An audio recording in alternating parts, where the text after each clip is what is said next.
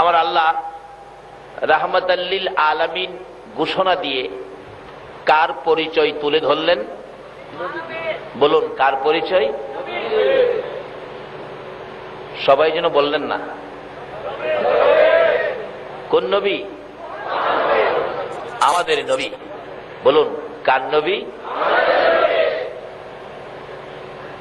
যে নবীর এক একজন উম্মতের মর্যাদা কত। আল্লাহ বলেন, বন্ধু, তোমার একজন উম্মত পৃথিবীতে থাকতে এই পৃথিবীটা ধ্বংস হবে না। তোমার একজন উম্মত হাসরের জমিনে থাকতে আমি আল্লাহ জান্নাতের দরজা বন্ধ করব না। যেই নবীর উসিলায় সকল নবীর নবুয়তি, যেই নবীর উসিলায় আল্লাহর আরশ করছি, যেই নবীর উসিলায় সাত আসমান সাত জমিন, যেই নবীর উসিলায় নদী নালা বৃক্ষলতা পশু পাখি সকল সৃষ্টি, সে নবীর নাম হলো রাহমাতাল লিল আলামিন। আল্লাহ পাক সকল সৃষ্টির কাছে এই নবীর খবর পৌঁছে দিলেন, তোমাদের সকলের জন্য রহমত হলো এই নবী যার নাম আমি নিজে রেখেছি রাহমাতাল লিল আলামিন। সকলের জন্য যিনি রহমত, শুধু আমাদের জন্য নয়, পশু পাখির জন্য নবী রহমত, ভাগ ভাল্লুকের জন্য, চন্দ্র সূর্যের জন্য। কিন্তু আমরা তো নবীরে চিনি না। চন্দ্র সূর্য নবীকে চিনতে ভুল করে নাই, ভাগ ভাল্লুক নবীকে চিনতে ভুল করে নাই, গাছ গাছরা নবীকে চিনতে ভুল করে নাই।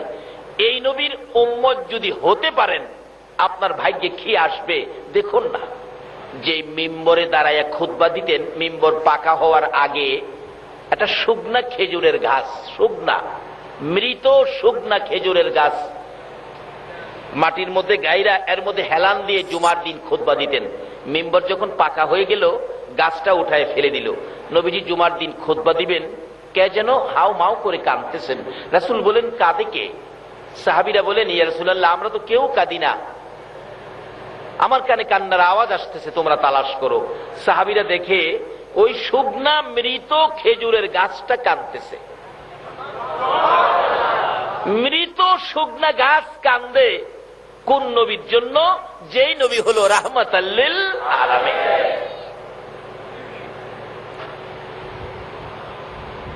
আজকে সেই নবীর উম্মত বিশ্বজুড়ে বিপদের মধ্যে। বিপদে থাকার একটাই কারণ, আমরা নবীর পক্ষটাকে ছেড়ে দিয়েছি। নবী যেদিকে যাওয়ার কথা বলেছিল আমরা সেদিকে যাই না।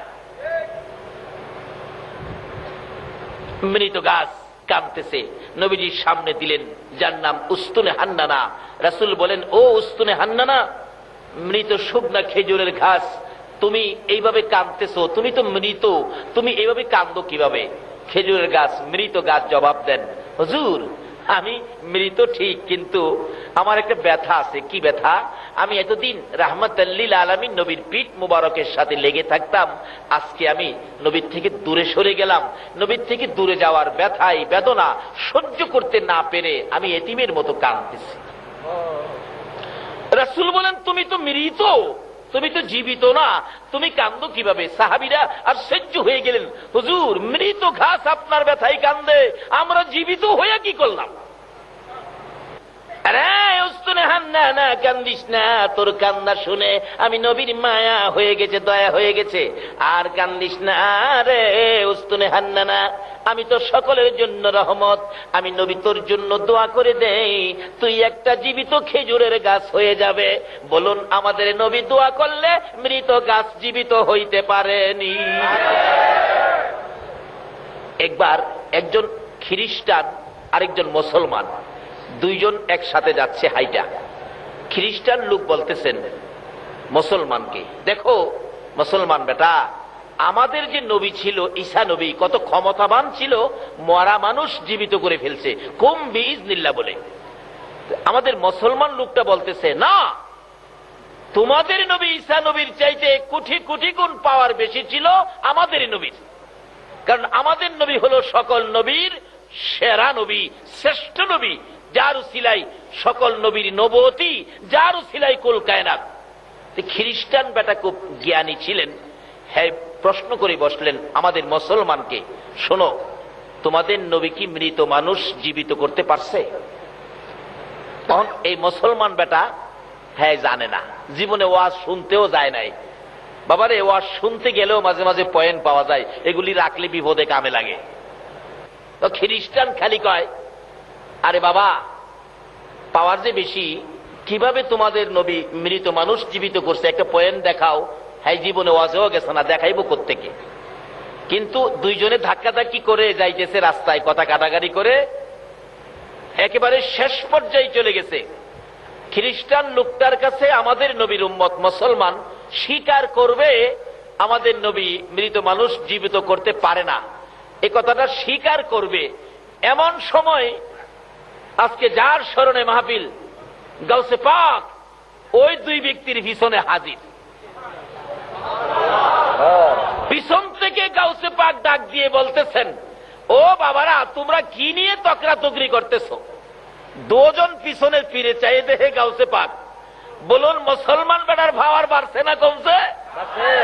হ্যাঁ তিনটা লাভ মারছে। বেটা ওহন ক।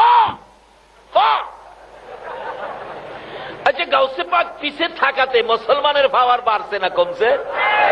আজকে সেই গাউসে পাকের স্মরণে কারা মাহফিলের আয়োজন করেছো? তোমরাও যদি একদিন বিপদে পড়ে যাও, গাউসে পাক তোমাদের পাশে গিয়ে দাঁড়াবে।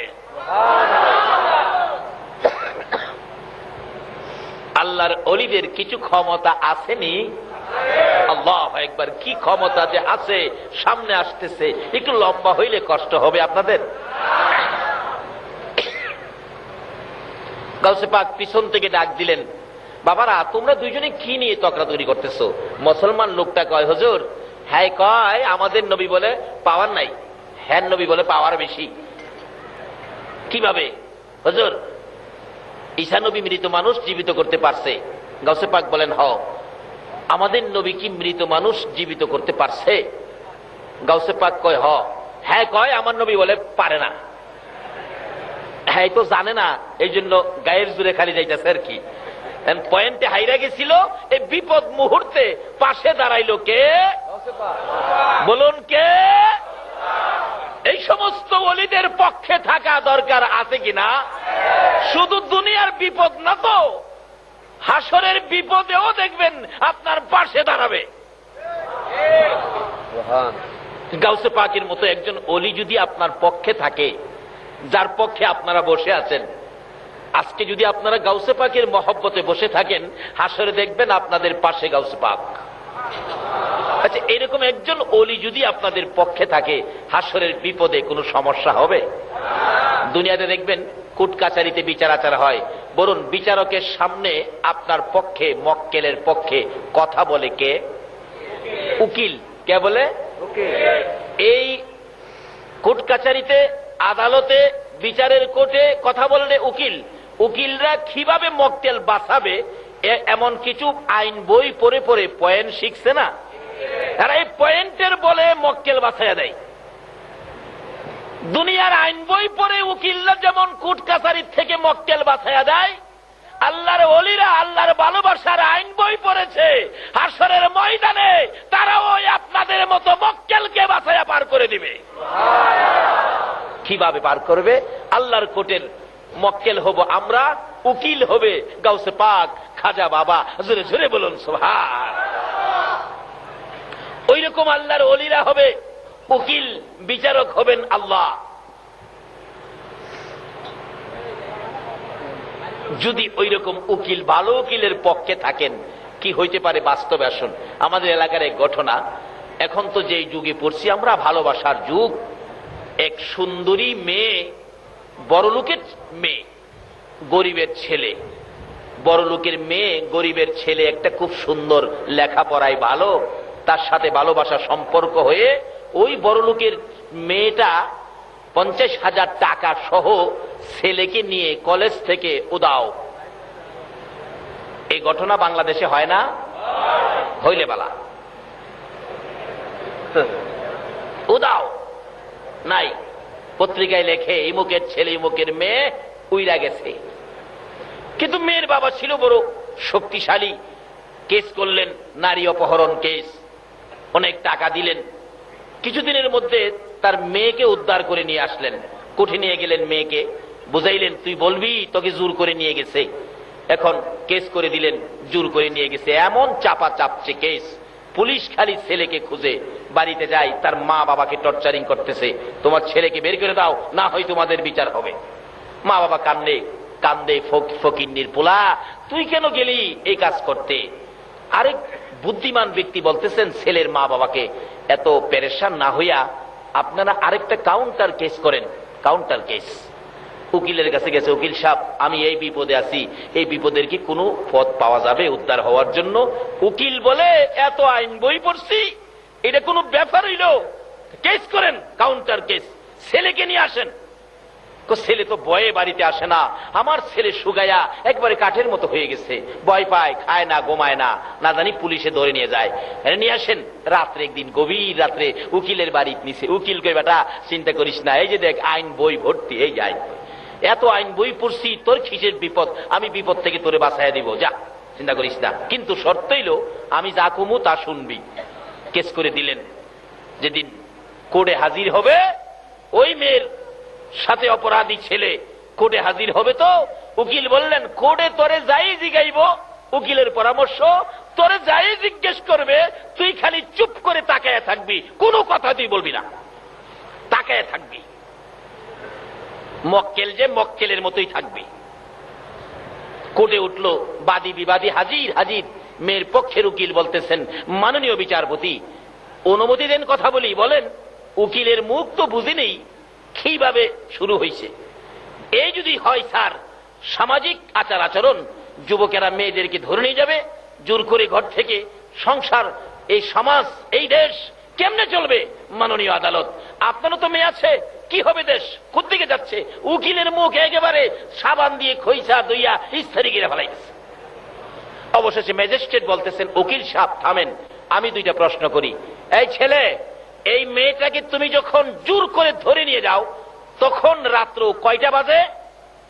তার উকিলের পরামর্শ কি ছিল? চুপ করে থাকা, কথা বলিস না। চেয়েছি ম্যাজিস্ট্রেটের পাই, আরে বাবা রাত্র তখন কয়টা বাজে? উকিল খালি টনটন আওয়াজ করে, মানে কথা কইস না, যা কইছি তা শুনিস। বাবারে বালা ওলির পিছনে গিয়া মক্কেল হয়ে যান, যা করে ওলি ওই করবো। আল্লাহু আকবার বলো। আজকে দুনিয়ার কোর্টে যদি মক্কেলকে পয়েন্টের খাতায় মক্কেল বানায়া উকিল কই কথা কইস না, যা বলতে হয় আমি ওই বলবো।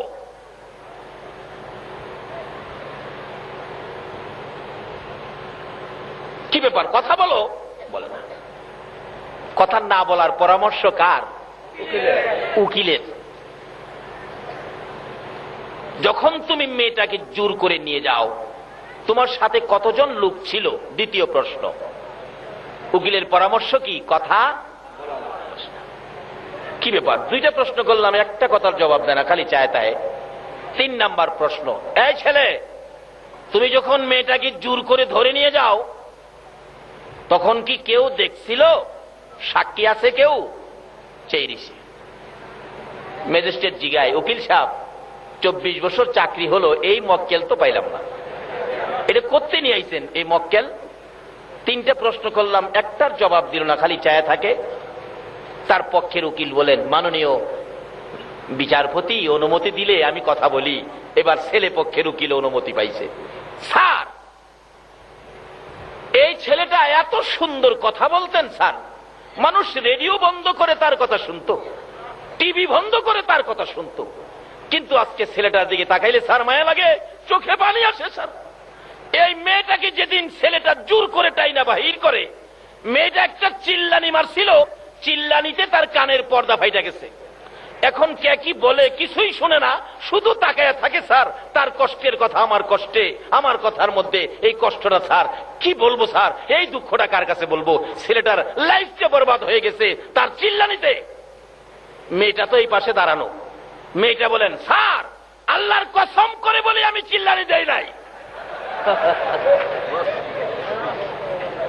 ছেলে পক্ষের উকিল বলেন মাননীয় বিচারপতি আপনার পয়েন্টের খাতায় লিখুন, মেয়ে বলেছে চিল্লানি দেয় নাই, আপনার সামনে বলেছে, তাইলে জোর কইরা নেয় নাই। এবার ম্যাজিস্ট্রেট ডাকতেছে, এই কাজী সাহেবকে নিয়ে আসো, কাজী সাহেব। ম্যাজিস্ট্রেটের উপস্থিতিতে কাজী সাহেব এসে বিবাহ হয়ে গেল। বলুন বিপদ বাড়লো না কমলো? এত বড় বিপদ থেকে বাঁচলো কারু সিলাই। আবার এই মেয়ের সাথে বিবাহ হইল কারু সিলাই। হাসরের দিন আমার আল্লাহ যেদিন বিচারক হবেন, আল্লাহু আকবার বলুন, আমরা যেদিন ওই কোর্টের মক্কেল হব গো, আল্লাহর ওলিরা হবে উকিল। গাউসে পাক আমাদের পক্ষ থেকে দাঁড়াইয়া বলবেন, ও আমার মক্কেলেরা, ও আমার মুরিদারা, ও আমার ভক্তবৃন্দরা, তোরা কথা বলিস না, যা বলতে হয় আমি আব্দুল কাদের বলবো, তোমরা কথা কইও না। জিগাইব নামাজ পড়ছিলি, খালি চায় থাকবেন, রোজা রাখছিলি চায় থাকবেন, ওয়াজ শুনছিলি চায় থাকবেন। অনেকক্ষণ প্রশ্ন করার পর গাউসে পাক দাঁড়াইয়া বলবেন, মাননীয় আদালত, এরা মক্কেল সরল সোজা মানুষ, শেষ যুগের মানুষ, আখিরি যুগের মানুষ, ফিতনা ফাসাদের যুগের মানুষ, তোমাকে ভালো করে ইবাদত করার জন্য সুযোগ নিতে পারে নাই, তোমাকে ভালো করে চেনার জন্য পথ খুঁজে পায় নাই। শুধুমাত্র আমি গাউসে পাকের ভক্ত ছিল, তোমার নবীকে ভালোবাসা দিয়েছিল গো, যার উসিলায় এত কিছু বানাইলা, এই নবীর ভালোবাসার খাতিরে আমি আব্দুল কাদের অনুরোধ করলাম, এই মানুষগুলোকে তুমি মাফ করে দাও। আল্লাহ বলবেন, ফেরেশতারা রে, আমার বন্ধুর ভালোবাসার দোহাই দিল রে, আমার বন্ধুর ভালোবাসার কারণে গাউসে পাকের অনুরোধে আমি আল্লাহ মাফ করে দিলাম। দুনিয়ায় যদি একটা অ্যাডভোকেট আইন বই পড়ে এই কোর্টের এত বড় বিপদ থেকে মাফ করাইয়া ওই কোঠের মধ্যে কাজী ডাক দিয়া বিবাহ পড়াইয়া দিতে পারে, আমার আল্লাহ হাসর দিন বলবেন, ও গাউসে পাক তোমরা থাকো উপস্থিত, এই এক একজনের জন্য জান্নাত থেকে 70 জন করে হুর নিয়ে আসো, আমি আল্লাহ উপস্থিতিতে তাদের সাথে বিবাহ পড়াইয়া দেব। জোরে বলুন সুবহানাল্লাহ। কিভাবে গেলে এই সুযোগ পাবেন, এই রাস্তাগুলো খুঁজে বের করা আমাদের দরকার আসেনি?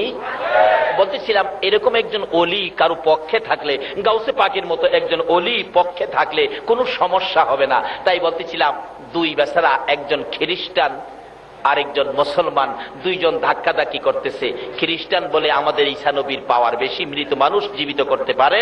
মুসলমান লোকটা বলে আমার নবীও পারে। কিভাবে পারে দেখাও, কিন্তু সেই পয়েন্ট জানে না। এমনি সময় গাউসে পাক পিছনে, তোমরা কি নিয়ে ধাক্কাধাক্কি করছো? পিছনে চাই দেখে গাউসে পাক খ্রিস্টান বেটার কথা বন্ধ হয়ে গেছে, গেট বাল্ব বন্ধ। মুসলমান বেটা লাফায়, অহন কও কও। গাউসে পাক জিগায়, কি ব্যাপার কি? অহন খ্রিস্টান লোকটা কথা না বলে তো পারে না। যেহেতু গাউসে পাক শুনলেন, হুজুর আমি বলছিলাম কি, আমাদের নবী ঈসা নবী তো মৃত মানুষ জীবিত করতে পারতো, আপনার নবী কি মৃত মানুষ জীবিত করতে পারতো? গাউসে পাক বলতেছেন, শোনো, আমাদের নবী মৃত মানুষ জীবিত করতে পারতো কিভাবে শোনো। একদিন তোমাদের 200 খ্রিস্টান, গাউসে পাক ওয়াজ করতেছেন ওই খ্রিস্টান লোকের সামনে, তোমাদের 200 খ্রিস্টান নবীজির কাছে যাইতেছিল মুসলমান হওয়ার জন্য। রাস্তার মধ্যে আবু জাহেলের সাথে দেখা। কোন জাহেল চিনছেন তো? কোন জাহেল? আচ্ছা, 200 লোক যদি আমরা নবীর পক্ষে যাই, আবু জাহেলের কাছে শান্তি লাগবো? হ্যাঁ, দেখে এত লোক কই যায়, নিশ্চয়ই ভাতিজার কাছে যায়। বাবারা আপনারা দাঁড়ান, কই যাবেন? আমরা আখিরি নবীর কাছে যাইতেছি, কালিমা পরে মুসলমান হব। আবু জাহেলের তো সমস্ত শরীরে অশান্তি বিরাজ করতেছে, এত লোক ভাতিজার পক্ষে চলে যাবে। আচ্ছা আপনারা দাঁড়ান, মুসলমান হয়ে যাবেন।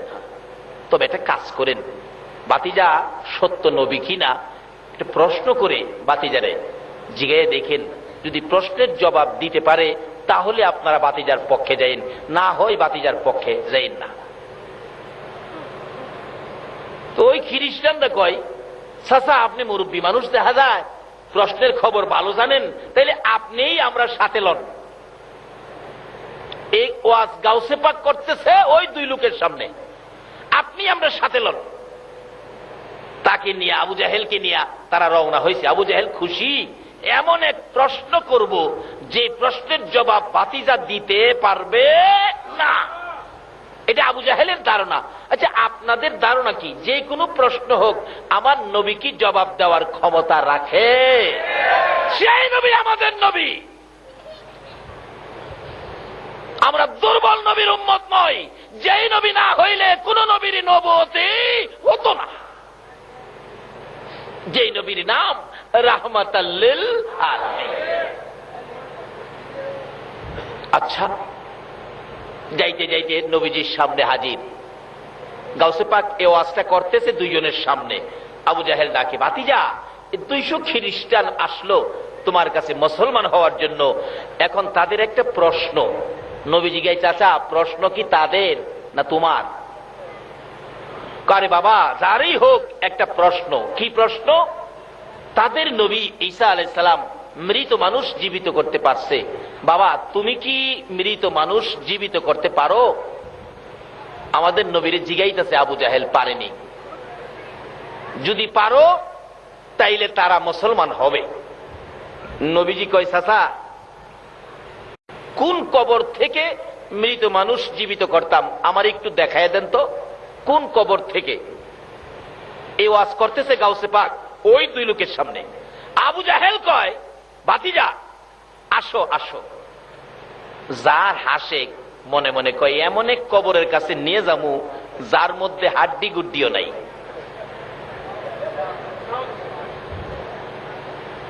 একেবারে মুসা নবীর আমলের এক কবর। কই মুসা নবী?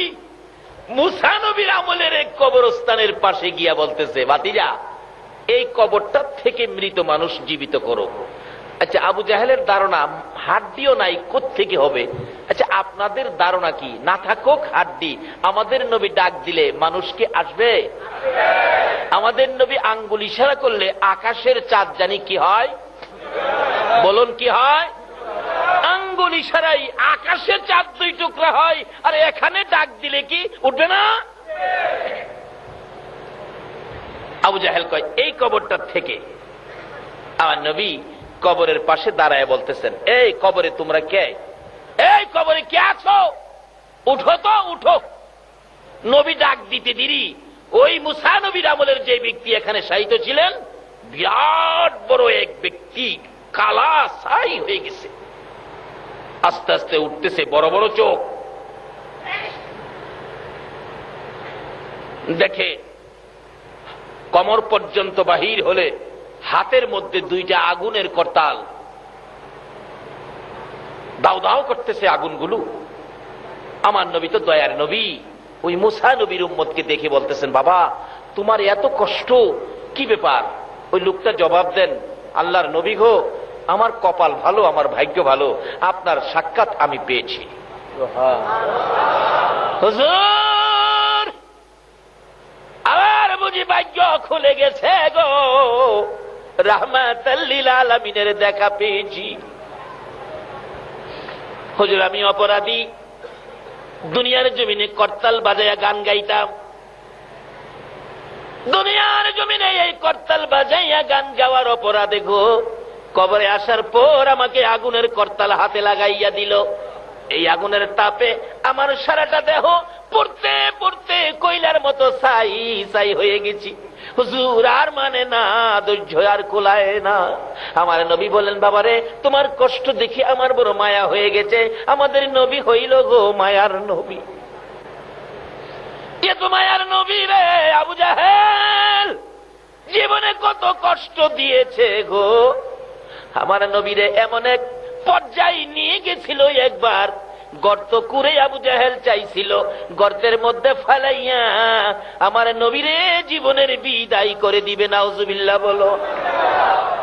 জীবনে যত সুযোগ কষ্টের জন্য ছিল, সকল সুযোগগুলো আবু জাহেল আমার নবীর বেলায় কাজে লাগাইছে।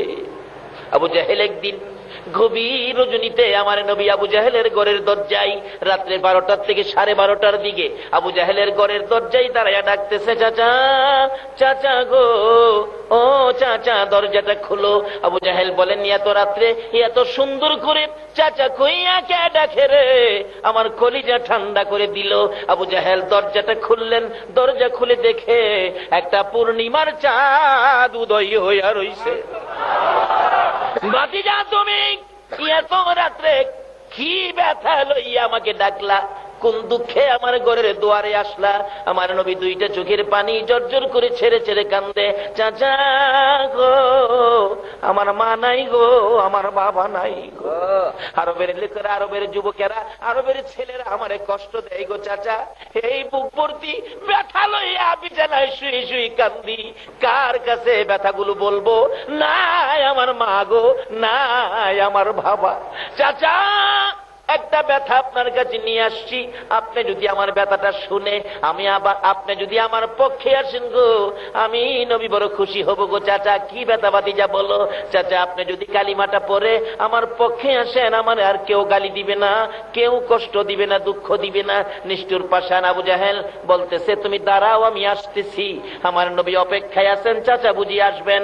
নিষ্ঠুর পাষাণ আবু জাহেল ঘরের ভিতরে যাইয়া রে লাল রঙের একটা চাবুক বাহির করে হাতটা পিছনে রেখে আমার নবীর সামনে দাঁড়াইয়া আবারও প্রশ্ন করেন, ভাতিজা কেন আসছো আবার বলো?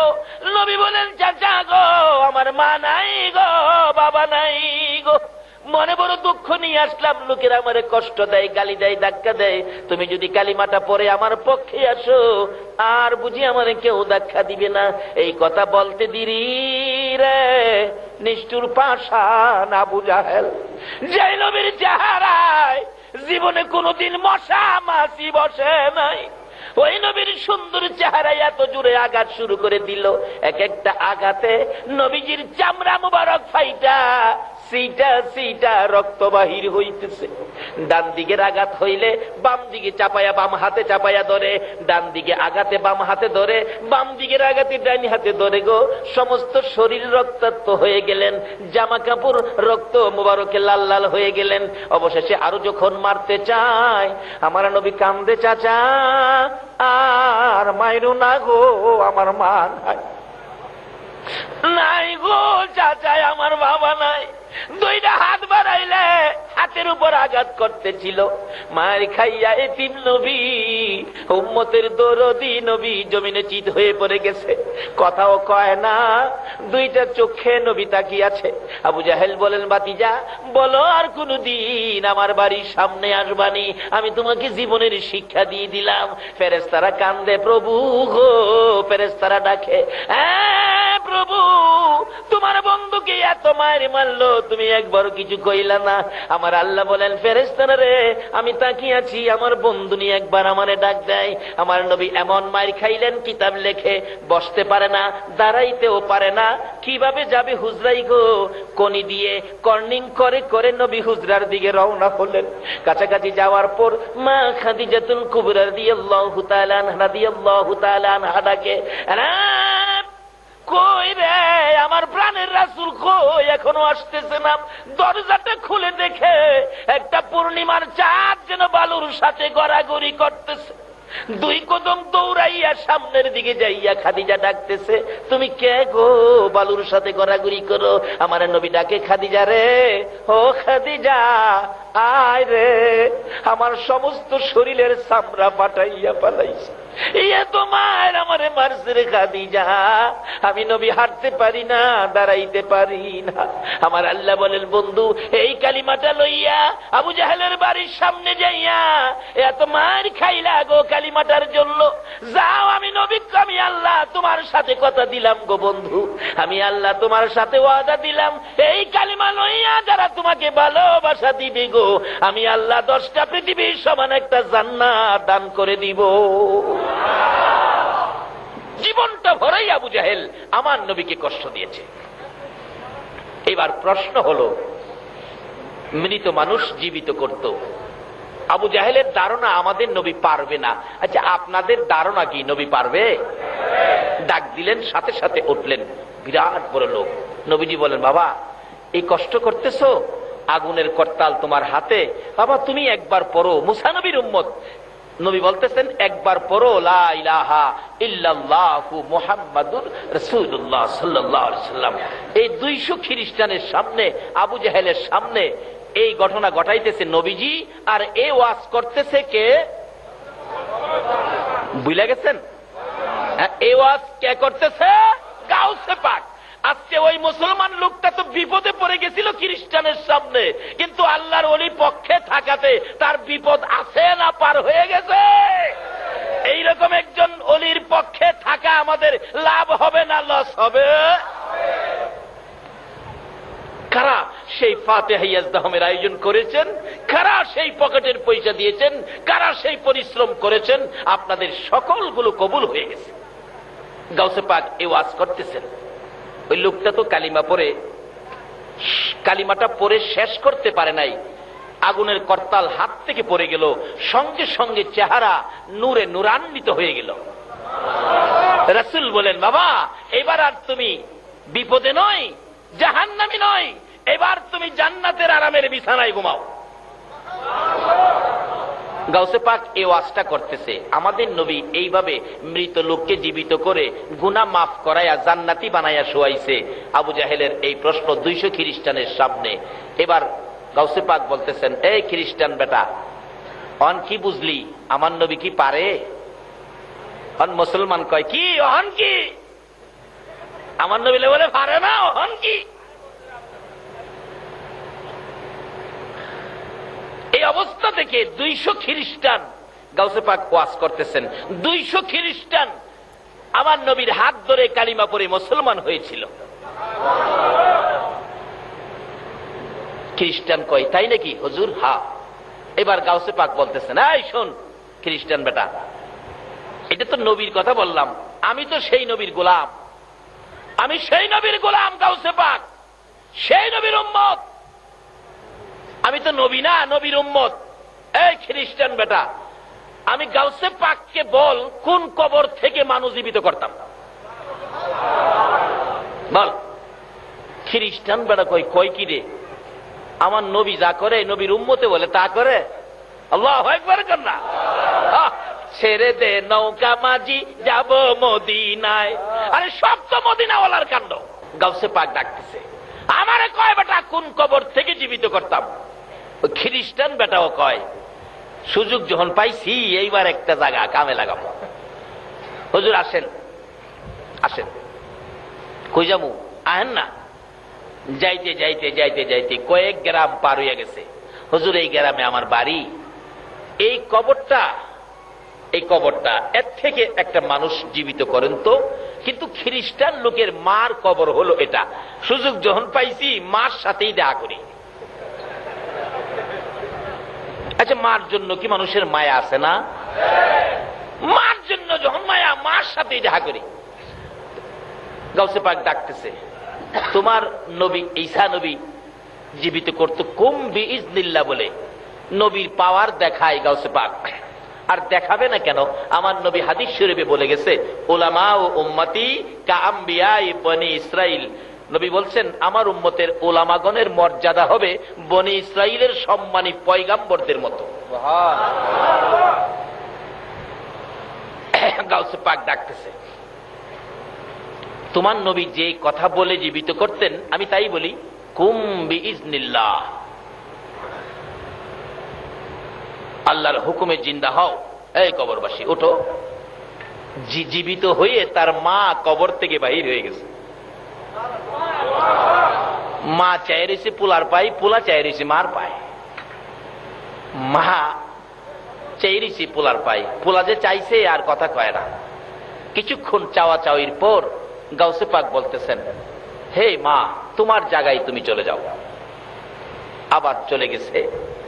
এখন খ্রিস্টান লোক একবার কবর দিকে চায়, আবার গাউসে পাকের দিকে চায়। আরে গাউসে পাকের নাম জপিলে আল্লাহ পাওয়া যায়। বলুন, গাউসে পাকের যাই পাগল, কান্দিস না আর গাছ তলাই, কান্দিস না আর গাছ তলাই, গাউসে পাকের নাম জপিল পাওয়া যায়। হায়রে গাউসে পাকের। বাবার আসুন, আমরা তো সেই নবীর উম্মত, গাউসে পাক যেই নবীর উম্মত, আমরাও ঠিক সেই নবীর উম্মত। তবে আমরাও কিছু পাওয়ার অর্জন করতে পারি, সেজন্য আজকের মাহফিল। আসুন, গাউসে পাক যে কাজগুলি করছে, আমরা যদি সেই কাজ করি, তাহলে কি আমাদের পাওয়ার কিছুটা বাড়তো না? গাউসে পাক কি করতেন? আমাদের কি করতে হবে? সামনে যাইতেছি, কষ্ট হইতেছে আপনাদের? তবে আগে চিনতে হবে নবীকে। যেই নবীর উম্মত হইলে গাউসে পাক হওয়া যায়। এটা ঈসা নবীর উম্মত নয়, মুসা নবীর উম্মত নয়, আদম নবীর উম্মত নয়। ওই নবীর উম্মত গাউসে পাক হইতে পারে যেই নবীর নাম হলো রাহমাতাল লিল আলামিন। ওই যে আমার আগের কথায় নবীজি বলতেছেন, উস্তুনে হান্নানা, কান্দিস না, আমি নবী তোর জন্য দোয়া করে দেই, তুই একটা জীবিত খেজুরের গাছ হয়ে যাবি। কথাটা খেয়াল আছে? উস্তুনে হান্নানা, মৃত শুকনা খেজুরের গাছ, ও খেজুরের গাছ তুই কান্দিস না, আমি রাসূল তোর জন্য দোয়া করে দিব, তুই একটা জীবিত খেজুরের গাছ হয়ে যাবি। খেজুরের গাছ, উস্তুনে হান্নানা, মৃত গাছ কয়, হুজুর না না না, এই দোয়া চাই না হুজুর, আপনার দোয়ায় আমি মৃত খেজুরের গাছ জীবিত হতে চাই না। নবী বলেন, না না বলিস না, আমি নবী দোয়া করে দিলে কিয়ামত পর্যন্ত হায়াত পাবি। না না হুজুর, কিয়ামত পর্যন্ত হায়াত চাই না, এ গাছ হতে চাই না, না বলিস না। শুন, তোর মধ্যে 12 মাস খেজুর থাকবে। আমার নবীর দোয়ার মধ্যে বরকত আছে কিনা বলুন?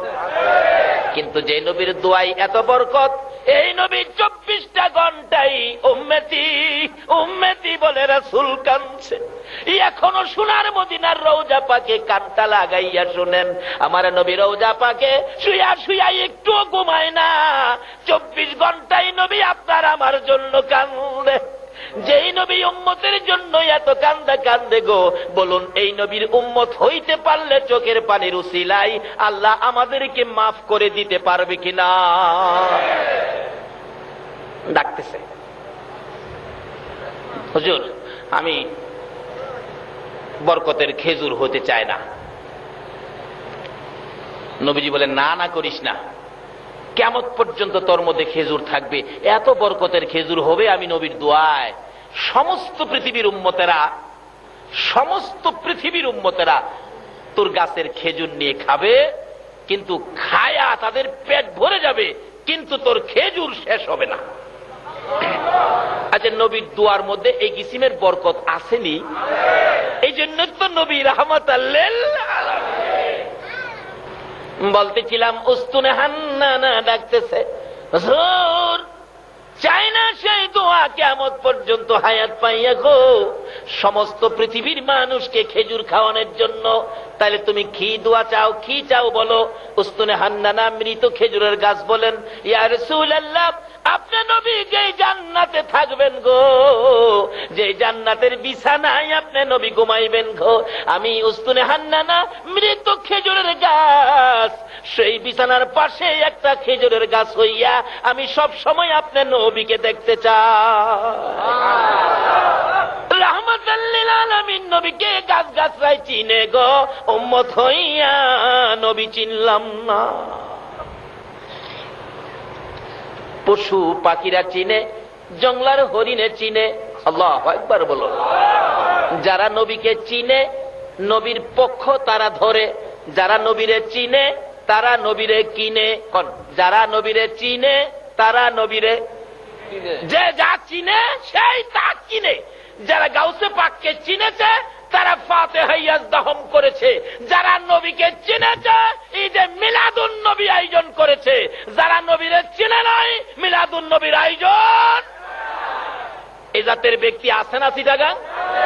আছে আছে, তাই তো সহজ হয়ে গেল। নবীর চাচা আব্বাসের জীবনী খুললে পাবেন, নবীজি দুনিয়াতে আসছে, রাহমাতাল লিল আলামিন দুনিয়াতে আসছে। খবর পায়া নবীর আপন চাচা ছিলেন আব্বাস, কিন্তু সুযোগ পাইতেছে না, সময় পাইতেছে না, কিভাবে যাব ভাতিজারে দেখার জন্য। 3 দিন পরে রাত্রের বেলা সুযোগ করে 3 দিন পরে দেখতে গেছে ভাতিজাকে। রাত্রে নিরিবিলি যাইয়া দরজাটার কাছে দাঁড়াইয়া দেখে নবী যে ঘরে ছিলেন, শিশু নবী, একটা পূর্ণিমার চাঁদ যেন ঘরের ভিতরে ঢুকে গেছে। আরে কি আশ্চর্য, জেনারেটর নাই, বিদ্যুৎ নাই, এত আলো কিসের? আব্বাস বলেন, তাকাইয়া রইলাম ঘরের দরজার ফাঁকে দিয়ে, তাকাইয়া দেখি এ তো আকাশের চাঁদ না, এই দিয়ে আমার ভাতিজা। আব্বাস অনেকক্ষণ তাকাইয়া দেখে, লক্ষ্য করে দেখে যে দোলনাটার মধ্যে শিশু নবী শোয়া ছিলেন, মানুষ ছাড়াই দোলনাটা এইভাবে দুলতেছে, মানুষ নাই, দোলনা লড়ে। হাই আশ্চর্য, তাহলে তো আমার এই বাতিজা সাধারণ কোনো মানুষ নয়। চিনা ফেলাইছে কিন্তু, সাধারণ মানুষ এই বাতিজা হইতে পারে না। দেখি আরো কি কাণ্ড কারখানা ঘটে। আবার দেখে 3 দিনের শিশু নবী দোলনায় শুয়ে এই আঙ্গুল ইশারা করে আকাশের পূর্ণিমার চাঁদটাকে এভাবে আঙ্গুল দিয়ে ঘুরাইতেছে। সুবহানাল্লাহ, আসতে গেলেন? আব্বাস কয়, হায় হায়, এই বাতিজা সাধারণ মানুষ না, টার্গেট করছে এই বাতিজার পক্ষে যাবে। সেই টার্গেটে বুঝি আপনারাও সে নবীর পক্ষে বসে আছেন। টার্গেট, জীবনে কোনদিন বাতিজার পক্ষে যাব চিনালাইছি। যেদিন আব্বাস কালিমা পড়ে মুসলমান হয়েছিলেন, প্রথম প্রশ্ন করে, বাবা আমি তোমার পক্ষে আসার জন্য কোন দিন থেকে টার্গেট করেছি? কোন দিন? ছোটকালে তোমাকে দেখতে গিয়েছিলাম, 2টা কারখানা, কাণ্ড কারখানা দেখেছি। বাবা এই ঘটনাগুলো আমি জানতে চাই। ওদিন থেকে টার্গেট তোমার পক্ষে যাব। আজকে মনের কথাটা বলি। চাচা কি? বাবা গো, আমি তোমাকে 3 দিনের দিন রাত্রের বেলা দেখতে গিয়েছিলাম, যাইয়া দেখি যে দোলনাটার মধ্যে শোয়া ছিলা, মানুষ ছাড়া এই দোলনাটা এইভাবে দুলতেছে। আমি জানতে চাই বাবা, মানুষ ছাড়া দোলনা কিভাবে দুলে? আমার নবী চোখের পানি ছেড়ে দিলেন। চাচা গো, আমার দুঃখের কথা মনে করে দিয়েছেন। দুনিয়ার সাধারণ শিশুরা জন্মগ্রহণ করলে দোলনার মধ্যে শোয়াইয়া রাখে, মা দোলনা দুলাই, মা যদি কাছে না থাকে বাবা দোলনা দুলাই। চাচা আমাকে দোলনায় শোয়াইয়া মা দোলনায় ধাক্কা দিয়ে কোন কাজের জন্য বাহিরে গেলে আমার দোলনাটা যখন আস্তে আস্তে থামতে শুরু করত, আমি নবী বাম দিকে তাকাইতাম, ডান দিকে তাকাইতাম, আমার বাবা কই, আমার দোলনা দুলাবে কে? এমনি সময় আমার আল্লাহ রহমতের ফেরেশতাকে নির্দেশ করতেন, ফেরেশতারা রে, নাই রে আমার নবীর বাবা নাই, আমার নবী এতিম, বাবা হারা হইয়া দোলনায় শুয়ে থাকবে, দোলনা থেমে যাবে, আমি আল্লাহ সহ্য করতে পারি না। যারে রহমতের ফেরেশতারা, তোরা যাইয়া আমার এতিম নবীর দোলনা দুলাইতে থাকো। চাচা রহমতের ফেরেশতারা দোলনা দুলাইছে? বলুন চট্টগ্রামের কারো দোলনা ফেরেশতারা দুলাইছে? কোন নবীর দোলনা ফেরেশতারা দুলাইতো? যেই নবী হলো রাহমাতুল লিল আলামিন। সেই নবীকে চিনানোর জন্য আমার আল্লাহ কত সিস্টেম করেছে। বাবারে, আগে নবী চিনেন তারপরে নামাজে যান, আগে নবী চিনেন তারপরে টুপি লাগান, আগে নবী চিনেন তারপরে দাড়ি রাখেন, কাজ হবে। নবী চিনেন না, দাড়ির কোনো দাম আছে? আছে? নবী চিনেন না, টুপির কোনো দাম? নবী মানেন না, নামাজের কোনো মূল্য নাই। আগে নবী চিনেন, নামাজে যান। কত মজা! নবী চিনে যারা নামাজে গেছে, সাহাবীদের জীবনী খুলুন, যারা নবী চিনে নামাজে দাঁড়াইছে, আল্লাহু আকবার, নামাজ পড়তেছে নবী চিনে, ও নবী চিনে, নবীর মহব্বত নিয়ে নামাজে দাঁড়াইছে। উড়ন্ত পাখিগুলি এসে কাদের মধ্যে বসে, মাথার মধ্যে বসে, কোন কোন পাখি মাথায় বসে পায়খানা করে দিছে। এটা কি মানুষ না কোনো গাছের খুঁটি? পাখিরা টের পায় না। কি নামাজ পড়ছে তারা! আর আমরা নামাজে দাঁড়াই, নবীর সাথে সম্পর্ক ভালো না, নামাজে দাঁড়াইছে, দেখবেন মশাই কামড় দিলে থাপ্পড় মাইরা চিল্লানি মারে, নামাজ পড়ার ডক নাই। নামাজও থাকেই কয় নামাজ পড়ার বলে ডক নাই। নবী চিনেছে যারা, তারা ছিল নামাজে খাড়া। আল্লাহু আকবার কর। আলিফ, যুদ্ধের ময়দানে পায়ের মধ্যে তীর লেগে গেছে, হাড্ডি সেট করে এদিক দিয়ে তীর বেরিয়ে গেছে, মাগো মাগো কইয়া কান্দে। নবীজির কাছে গেলেন, নবী গো, হযরতে আলীর পায়ে তীর লেগেছে, হাড্ডির ভিতরে তীর ঢুকে গেল, খোলা যায় না। আমার নবী বলেন, সাহাবীরা রে, আমার আলীকে নামাজে যাইতে দাও।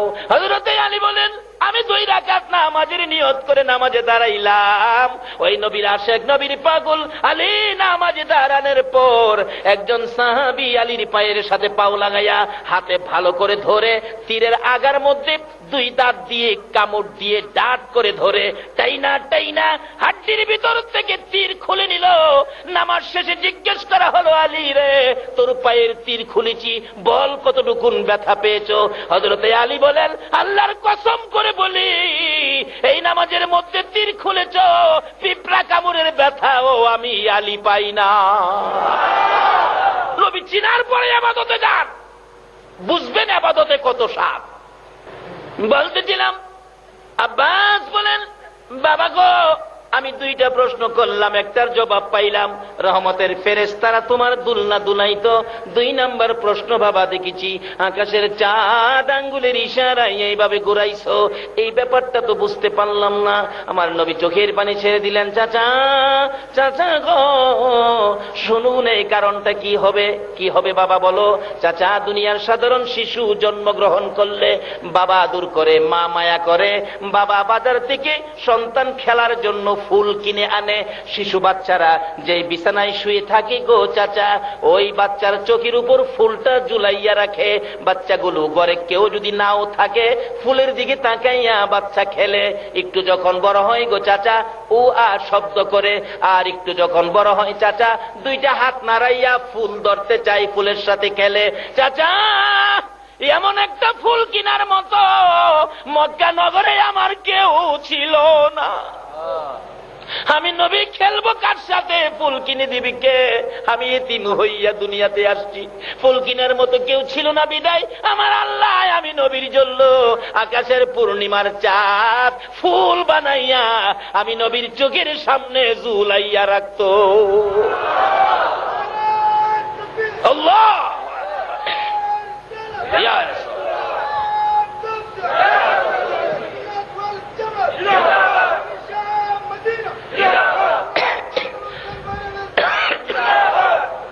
এবার এই নবীর উম্মত হইতে গেলে কোরআন শরীফে আরো কি বলেছে? এই নবীর উম্মতের উদ্দেশ্যে রাহমাতাল লিল আলামিন নবীর উম্মতের জন্য আরো ঘোষণা আসছে কোরআন শরীফে, কুল্লু নাফসিন যায়িকাতুল মাউত, সকল প্রাণী একদিন মৃত্যুর কুলে ঢলে পড়তে হবে। বলুন, আমরা আখিরি নবীর উম্মত, আমাদের কি মৃত্যুর কুলে ঢলে পড়তে হবে? আমাদের কি মরতে হবে? আচ্ছা, মরার পরে কই যাবেন? কই যাবেন? হে দেশটার নাম কি? এটা কি মরার পরে আপনার মহরাত থেকে আনোয়ারা যাবেন? মরার পরে কোন দেশে যাবেন? আচ্ছা, কবরে যে যাবেন, কবরের রিপোর্ট নিছেন নি? কবরের অবস্থা কি? কবরে যে যাইবেন, কবরের খবর তো নিলেন না। নবীর উম্মত নবীরে জিগাই, নবী গো কবরের খবর কি? নবী যদি বলে কবরের খবর, আপনারা মানতেন না? নবী বলছে, উম্মতেরা রে, এক একটা কবরের ভিতরে 99টা করে মারাত্মক বিষাক্তক সাপ দেওয়া হবে।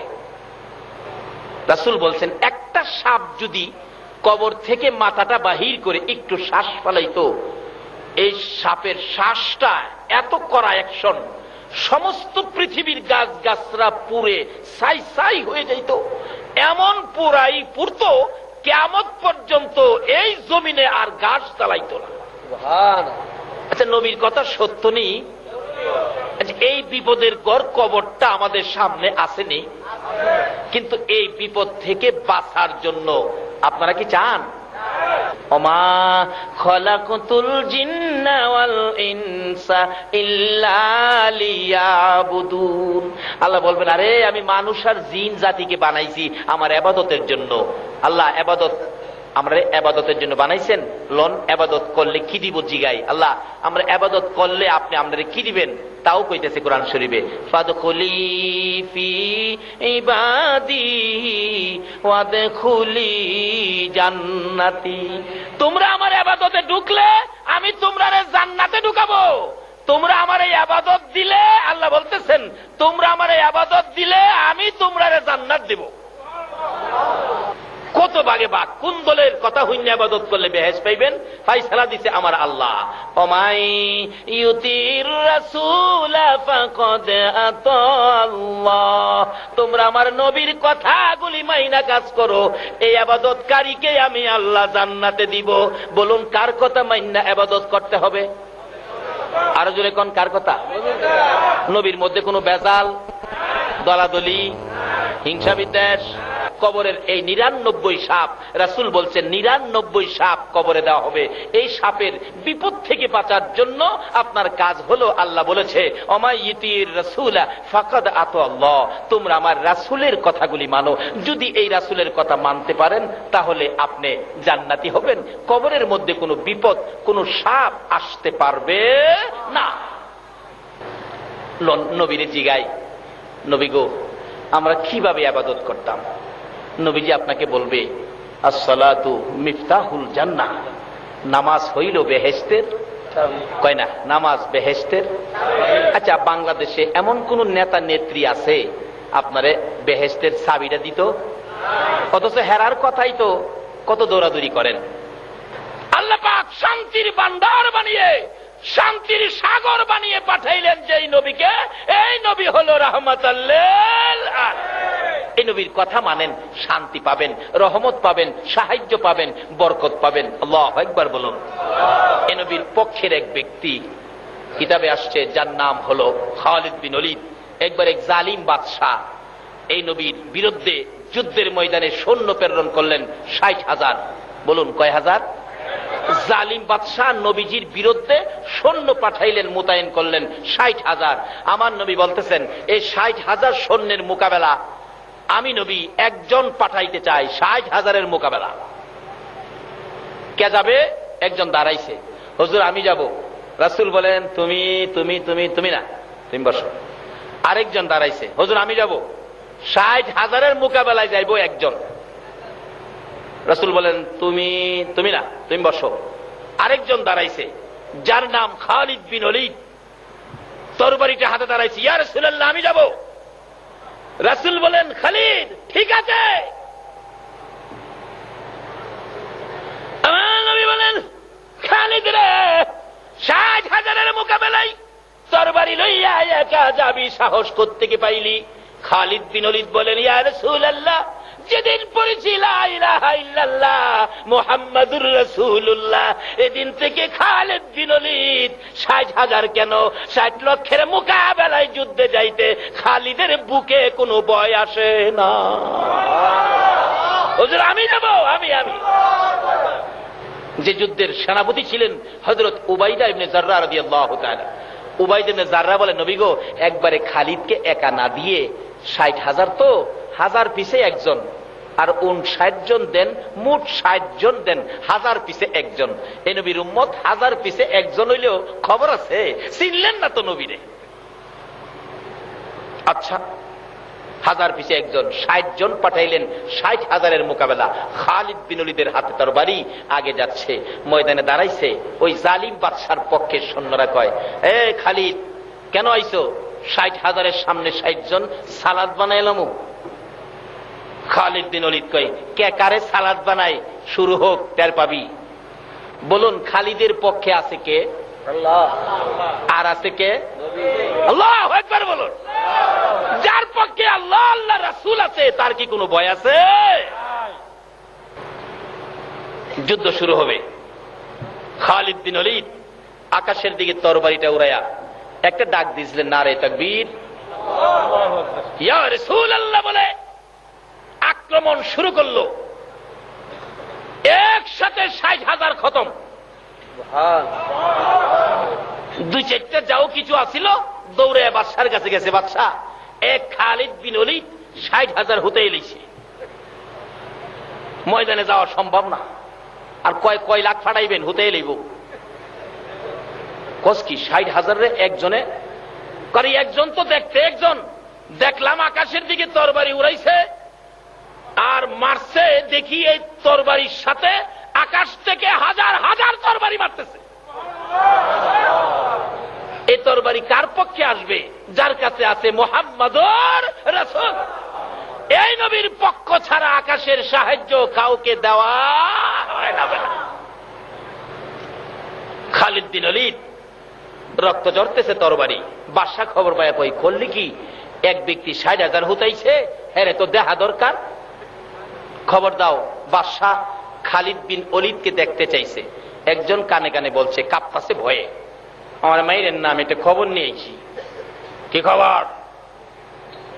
যে বাদশাহ নির্দেশ দিছে যুদ্ধের, বাদশাহ কইছে আপনারা যাইতেন দেখবার লেগা, তাই নাকি? হ্যাঁ।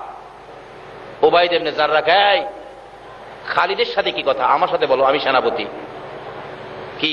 বাদশাহ দেখতো খালিদ বিন ওলীদকে। সেনাপতি কয়, হ্যাঁ নিয়া মাইরা লাইতা। খালিদ বিন ওলীদ কয়, স্যার ভয় পায়েন না স্যার, খালিদের এখনো তরবারি রক্তে শুকায় নাই। এই তরবারি হাতে থাকতে, আল্লাহ আল্লাহ রাসূল পক্ষে থাকতে কেউ খালিদকে ক্ষতি করতে পারবে না। অনুমতি দেন আমি যাই। যাও খালিদ যাও। যায় দেখে বাদশার বাড়ির কাছে 3 লক্ষ সৈন্য মোতায়েন করেছে। 3 লক্ষ সৈন্যের মাঝখান দিয়া বাদশার কাছে যাওয়ার রাস্তা রাখছে। রাস্তাগুলো তরবারি দিয়ে গেট বানাইছে, 2টা তরবারি, 2 দিকে সৈন্যরা এভাবে দিছে, মাঝখানে গেট, অর্থাৎ ভিতরে ঢুকলেই কাইটা লইবি। খালিদ বিন ওলীদ গেছে ভিতরে ঢুকবো, দেখে যেইভাবে গেটটা বানাইছে মাথাটা একটু নত করে ঢুকতে হয়। খালিদ ডাকতেছে, তোমরা গেটটা একটু উঁচু করো, উঁচু করো, কারণ খালিদ বিন ওলীদ আখিরি নবীর উম্মত, আল্লাহ ছাড়া কারো কাছে মাথা নত করে না। কই না, এখানে ঢুকতে হবে, এইভাবেই ঢুকতে হবে। খালিদ বিন ওলীদ লাত্তি শুরু করছে, 1-2 সরে লাইতে হুতে এলেছে, বাকি চিলাচিলি করে দৌড়ছে। বাদশাহ সুবিধা তো না, লাইতে হুতে এলেছি 150। এবার যাইতেছে যে বাদশার কাছে যাইতে 3টা গেট পার হইতে হয়, তরবারিটা হাতে রক্ত পড়তেছে টপ টপ করে। প্রথম গেটে গেছে, দারোয়ান জিগায় কাকে চায়? দারোয়ান জিগায় খালিদ বিন ওলীদকে কাকে চায়? খালিদ বিন ওলীদ কে তোর বাদশাহ বলে কইছে খালিদ বিন ওলীদ রে দেখতো। কয়, স্যার আপনি কি সে খালিদ 60,000 যে হুতাইলা? হ্যাঁ স্যার, আমারে মাইরেন না জান গিয়া। 2 নাম্বার গেটও গেছে, প্রথম গেটে বাধা দিছে না, মনে হইলা ওই খালিদ বিন ওলীদ। আমি আর বাধা দিয়া জীবনটা দিয়া লাভ নাই স্যার, জানগা স্যার। 3 নাম্বার সিঁড়ি পার হয়ে গেছে, 3 নাম্বার সিঁড়ি। 3 নাম্বার গেট পার হয়ে যাওয়ার পর বাদশার কাছাকাছি একবারে খাস কামরায় গিয়ে বসছে। বাদশা যেখানে বসছে সামনাসামনি বসছে খালিদ বিন ওলীদ, একবারে বাদশার হাঁটুর সাথে হাঁটু লাগাইয়া বসে। বাদশা কয়, তোমার নাম কি? কয়, যারে দেখতে চাইছো সেই খালিদ। বাদশা কয়, 3 লক্ষ সৈন্য কই রে? খালিদ কোন দিক দিয়ে আইলো? খালিদ বিন ওলীদ তরবারিটা এর গর্দানের মধ্যে নিয়ে লাগাইছে। 3 লক্ষ সৈন্য রে রাহস, তোরে শেষ করে এলাম। খালিদ, 3 লক্ষ সৈন্যের ঘেরাওয়ের মধ্যে তুমি আমার গর্দানে তরবারি ধরছো, তোমার কি একটু ভয় নাই? এখন নির্দেশ দিলে তোমাকে 3 লক্ষ টুকরা করে ফেলবে। খালিদ বিন ওলীদ বলেন, হে বাদশাহ, সেই ভয় খালিদ করে না। খালিদের সঙ্গে আছে আল্লাহ, আল্লাহর রাসূল। খালিদ বিন ওলীদ দুনিয়ার কাউকে ভয় করে না। তোর 3 লক্ষ সৈন্যকে ডাক দেওয়ার আগেই তোকে শেষ করে দিব। বাদশা কয়, খালিদ মারিস না, যে আল্লাহ যে রাসূল পক্ষে থাকলে 3 লক্ষ সৈন্যের ভয় থাকে না। আমাকে সে আল্লাহ, সে আল্লাহর রাসূলের পক্ষে আমারে কবুল করে দাও। আল্লাহুম্মা আমিন। রব্বানা যালামনা আনফুসানা ওয়া ইল্লাম তাগফির লানা ওয়া তারহামনা লানাকুনান্না মিনাল খাসিরিন। রব্বিরহামহুমা কামা রব্বায়ানি সগীরা। রব্বুল আলামিন জান্নাতের বাগানে বসে জান্নাতি মেহমান লইয়া আমি গুনাহগার তোমার শাহী দরবারে হাত বাড়াইছি। ছেলের নাম বাদশাহ, ওনার জন্য দোয়া করেন, বেশি অসুস্থ। মাবুদ, জানি না জীবনে আর কতদিন এইভাবে হাত বাড়াইতে পারবো। কবে জানি মৌতের চিঠি দিয়ে গো নিষ্ঠুর আজরাইল পাঠাইয়া দাও। কবে জানি এই 2টা হাত সাদা কাফনের ভিতরে ঢুকাইয়া দাও। ওই দিন আসার আগে তুমি যার প্রেমে সব বানাইছো, আরশ কুরসি লৌহ কলম সাজাইছো, যার উপরে তুমি ফেরেশতাদেরকে নিয়ে দুরূদ ও সালাম প্রেরণ করো, ওই নবীর উপর দুরূদ ও সালাম মদিনা পাঠাইলাম গো আল্লাহ। আমাদের দুরূদ ও সালাম গুলো পাখির মতো উড়াইয়া উড়াইয়া দয়ার নবী মায়ার নবীর রওজা আতহারে পৌঁছাইয়া দাও। ইয়া আল্লাহ, দুরূদ ও সালাম উসিলা করে গাউসে পাকের ফাতিহায়াজদাহম উসিলা করে, মিলাদুন নবী উসিলা করে আমরা যারা হাত বাড়াইছি আমাদের তামাম জিন্দিগির গুনাহগুলো ক্ষমা করে দাও। মাবুদ গো, দয়া করে শেফা করে নেক হায়াত বাড়াইয়া দাও। হসপিটালে যাইতে হবে এমন রোগ কাউকে দিও না গো আল্লাহ। হসপিটালে যাওয়ার মতো কোন রোগ যদি কারো থাকে গো, দয়ার নবীর উসিলাই, গাউসে পাকের উসিলাই, খাজা বাবার উসিলাই, ইয়া আল্লাহ ওই রোগ থেকে তুমি মাফ করে দাও গো আল্লাহ।